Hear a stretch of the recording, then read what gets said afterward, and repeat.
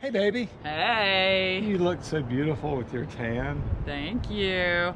We are very thankful to be here on Islamorada in the Florida Keys, and we are staying at a friend's house. Thank you very much for allowing us to stay at your house. Oh, let's give a little shout out. Thank you, Craig. We love you. And we have a beautiful view of the canals, and we are here to look for a boat. And that is our purpose in being in the Keys, but we are, in the meantime, just loving being here. Wow, there are a lot of boats down here, right? There are a lot of boats down here, and this is the only place really that we can get to see boats, because with COVID, all of the countries are closed. So we don't have much of a choice.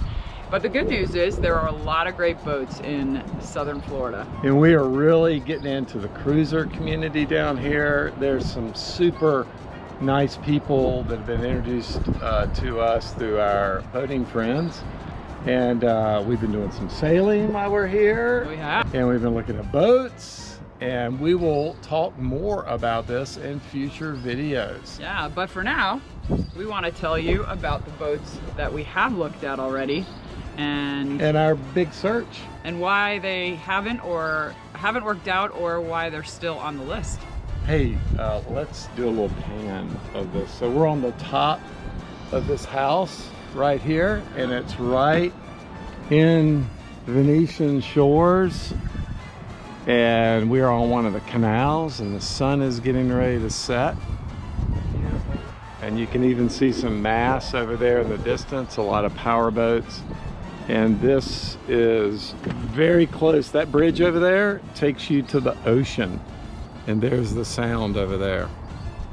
Do you like the sound of that? We love the sound of the Florida Keys. Islamorada, we love you. And we love the fact that you guys are watching right now. If you like this new direction that we're on, starting with our journey, living aboard a catamaran, we just hope that you will subscribe and hit the like button and share, and also tell them about the bell, babe. Ring the notification bell so that you can know when we have posted a new video.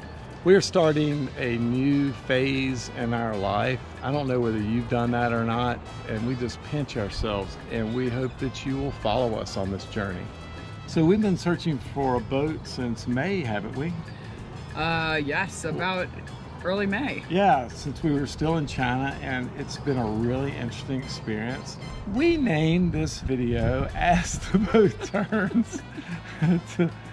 We named this video As the Boat Turns. We named this video As the Boat Turns to parody the soap opera drama As the World Turns, which spanned over 54 years, because it seems like this search has gone on forever, just like the soap opera drama, right? Yeah. Let's start first with this funny but true Chris Hogan episode on the 4 regretful purchases. Stay tuned, because he gives some very wise advice at the end. You know, regret is interesting, isn't it? Because you can look back. It's where you have awareness. You know, awareness means you can look at something and go, oh, I wish I hadn't done that. You know, I wish I hadn't went down that path. Here's the top 4 things that people said that they have regretted buying. Number 1 came in at boats. Oh, yeah. You know, the old saying is true. The best 2 days of owning a boat are the day that you buy it and the day that you sell it. I've heard that one before. But the bottom line is boats are expensive. My goodness. You know, all the upkeep. And we never think about that, right? You just think about the fun that you'll have on it. So it's better just to have a friend with a boat. I got a few friends with boats. God, babe, we're not very smart, are we? After watching that, even with warning, we're proceeding with this madness? Absolutely. Are you sure? We're in. We are all in. Oh, God, I thought you were smart. Our search includes 6 boats, and we are mentioning pricing along also with the real cost, which includes additional things that we're going to need to add to the boat in order to get it to do what we're doing, like a water maker, Our washing machine. Many of these things were discussed in our episode 82 video, What Type of Boat for the Crewless Crew. As we make this video, our boat choice is still undecided. So please help us and comment below which boat we should buy and why. Will you do that for us? Would you appreciate that, sweetie? Absolutely. Great, we need all the help we can get, right? Yep.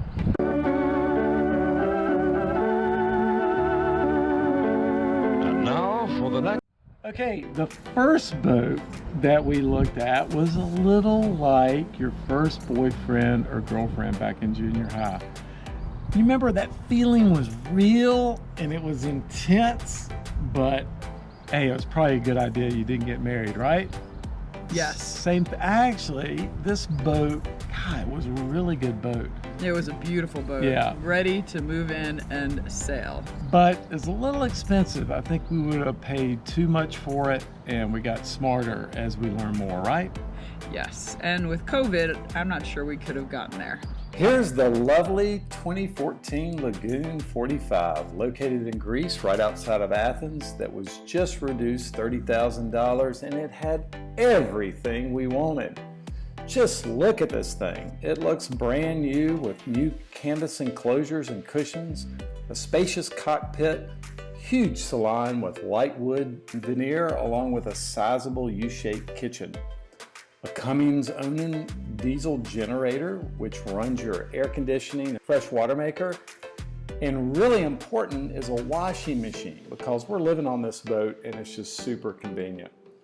It's a 3-cabin layout, which means you have a private hole with large bathroom instead of a 4th cabin, along with a lot of extra storage space. In addition, it has 600 watts of solar to run electrical devices such as refrigerators and freezers. It also has a front cockpit, which enables you to lounge and catch breezes at anchor, along with a really nice center console dinghy. The real cost in this boat was $429,000 because nothing needed to be added to it. But it turns out that the owner did not accept our offer because another buyer wanted to buy the entire charter company, and the boat had to go with it. So we were very disappointed at this unexpected surprise with our first boat love affair. Boat number 2 in our search is the award-winning 2011 Leopard 44 from French Polynesia. It won its award for being the first boat to invent the covered front lounge, which catches the breeze because at anchor you catch the breezes because you face the wind. It is a 4-cabin design, which enables us to have a room dedicated to storage, kind of like a really small garage. It has a spacious kitchen and salon with light cherry veneers, giving it a more traditional look.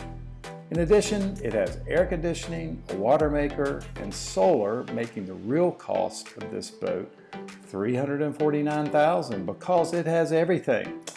However, when we offered to buy it, it turns out that it was already under contract, and the broker failed to indicate that on the listing because they wanted to attract more buyers in case the deal fell through, which led us to our second lovin' gone bad. This next boat is the sexy 2008 Leopard 46, made famous by the sailing couple the O'Kellys, who have a YouTube channel that we just love. This red vinyl wrap beauty's name is Zoe, and she resides in Fort Lauderdale. Among her attractive features are the spacious cockpit with plenty of seating, making this a great party boat. In addition, it has a cavernous salon with a comfortable sectional, which makes it a great living space, along with a large kitchen for a boat this size. Gourmet meals, anyone?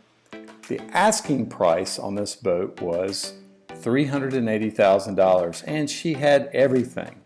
But because its Marines survey revealed a mere average condition, we steered away from this boat because we would have had to spend a lot to get it to where we needed it, making the real cost at least $425,000, especially considering its age. So we passed on the girl in red. So now we are considering something that we thought that we would never consider. It used to be a non-starter, and that is hurricane damaged boats. We are considering 2 boats that were damaged in the 2017 Hurricane Irma, which just laid a path of devastation through the Caribbean and damaged more than 60,000 boats. Now, from what we've learned is a lot of repairs have been made that are really good. So considering some of these boats represents a real value. It's a risk, but it's a real value. But we've learned some things that have made us comfortable with the repairs. Here's more on that subject, which focuses on the world-class Moorings British Virgin Islands Repair Center. Take a look and you judge for yourself.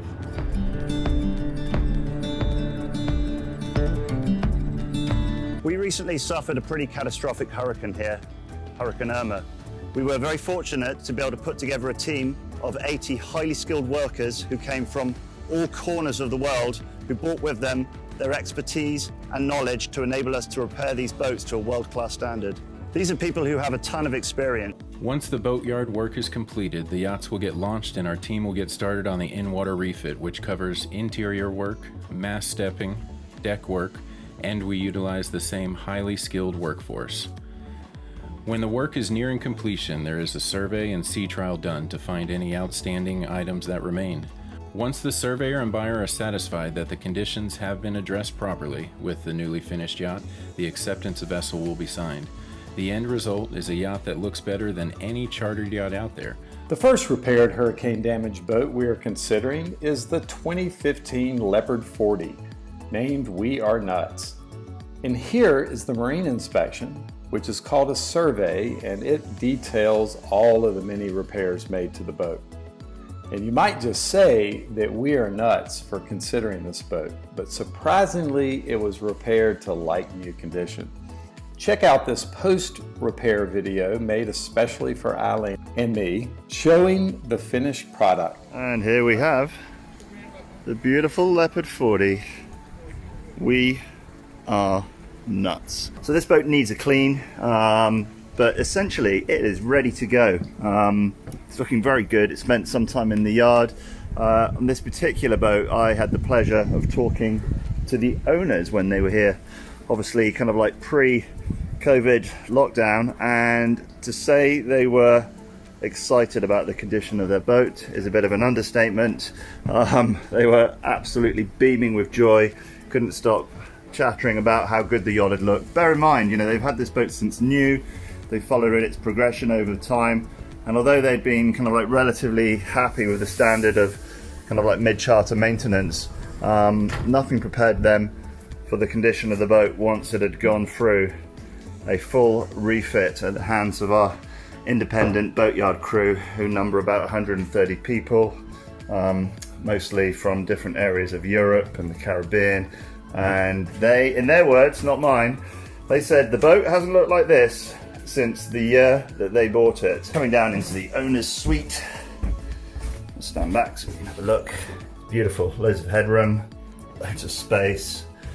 The entire starboard hull dedicated to the owners. Coming in to the head, just look at the size of this, it's so big. And then we've got the forward access. Okay, what this means is I want to get to the bow, trampoline, sail, looks very new. The reason we're considering this boat is that the non-hurricane damage equivalent to this boat would cost as much as $100,000 more. So this makes it a great value, but it does come with some risk. The asking cost is $330,000, but the real cost with upgrades is $360K. The verdict's still out on this one. Will we buy it or the next one you're about to see? Please comment below along with a reason for your decision. This might really help us out.